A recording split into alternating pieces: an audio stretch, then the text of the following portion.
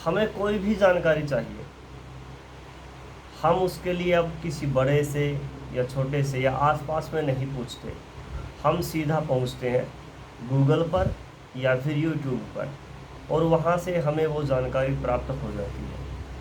लेकिन आज के आधुनिक युग में जब हमें गूगल और यूट्यूब से बड़ी आसानी से जानकारियाँ प्राप्त हो जाती हैं, तो क्यों हम गुरु के चक्कर में पड़े।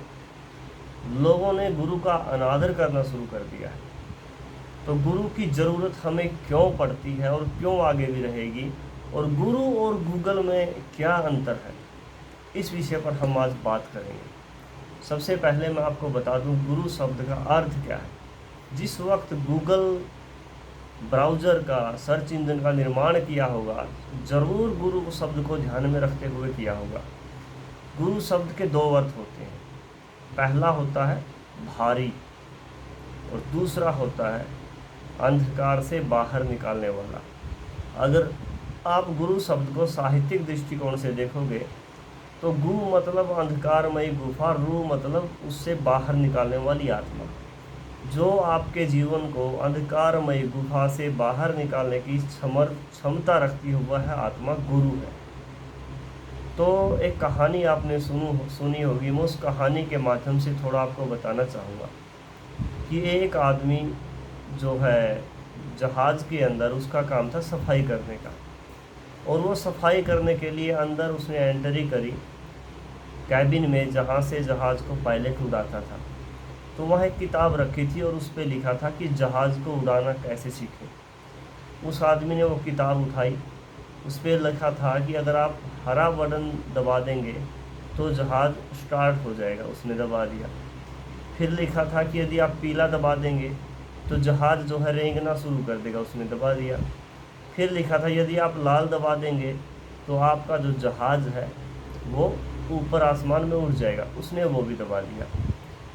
और जैसे ही उसने वो दबाया, जहाज़ शुरू में तो उसको आनंद आया, बड़ा अच्छा लगा, लेकिन जब जहाज़ जो है काफ़ी ऊपर चला गया और उसको लगा कि अब हमें नीचे जाना चाहिए, तो उसने उस कॉपी के पेज को पलटा, और उस पेज को पलटते ही उसने क्या देखा कि उस पेज के ऊपर लिखा था कि यदि आप जहाज़ को नीचे उतारना चाहते हो तो आपके आसपास के किसी किताबों की दुकान से हमारा दूसरा भाग लें कि जहाज़ को नीचे कैसे उतारा जाता है। और उस आदमी की ज़िंदगी अधर में लटक गई। वो हो गया धोबी का कुत्ता, ना घर का ना घाट का। तो ऐसे ही जब आप यूट्यूब और गूगल के ऊपर सर्च करके जानकारी प्राप्त करके अपने आप को बड़े विद्वान समझने लगते हो, तो आप हो जाते हो धोबी के कुत्ते, ना घर के ना घाट के। हालांकि बड़ी अच्छी अच्छी जानकारियाँ यहाँ पे मिलती हैं, आप उनको प्राप्त करो, मैं ये नहीं कहता मत करो, लो, लेकिन गुरु की जो दृष्टिकोण गुरु के प्रति होनी चाहिए वो आज भी होनी चाहिए। आप ऐसा कोई भी सिलेबस नहीं है जो गूगल पर या यूट्यूब पर ना पड़ा हो। जो भी जानकारी मेडिकल साइंस की, इतिहास की, और भी बहुत सारी जानकारियाँ जो भी आपको चाहिए वो आपको बड़ी आसानी से मिल सकती हैं। लेकिन फिर भी आज भी यूनिवर्सिटियाँ, हॉस्पिटल, बाज़ार, दुकानें क्यों हैं? क्योंकि सारी आवश्यकताएं एक मोबाइल से पूरी नहीं हो सकती, और अगर आप अपनी सारी आवश्यकताएं एक मोबाइल से पूरी करना चाहोगे तो निश्चित रूप से आपको आने वाले समय में ग़ुलाम होना पड़ेगा। तो आप एक मोबाइल के ग़ुलाम मत बनो, गुरु से जुड़ो। गुरु वो रूह है जो आपको अंधकार से बाहर निकालने का सामर्थ्य रखती है। गुरु बिना कुछ भी नहीं है। गुरु है जो आपके कष्टों को अपने ऊपर सहन करने की क्षमता रखता है। गुरु को जितनी एक शिष्य को गुरु की आवश्यकता होती है, उतनी ही आवश्यकता एक गुरु को भी एक शिष्य की होती है। क्योंकि हर गुरु चाहता है कि जो जानकारी उसके पास आज है तो उसको साथ लेकर ना मरे, वो किसी योग्य व्यक्ति के हाथ में उस जानकारी को दे, और वो योग्य व्यक्ति आगे आने वाले समय में उसका विस्तार करे और उससे आगे और भी जोड़े। और हर गुरु चाहता है कि उसका शिष्य उससे 4 कदम आगे जाए। तो गुरु और शिष्य का मेल ही शिक्षा है, ना कि यूट्यूब और गूगल से प्राप्त करी जाने वाली शिक्षा। गूगल आपको ये बता सकता है 2 और 2 4 होते हैं। गूगल आपको ये बता सकता है 8 और 8 64 होते हैं।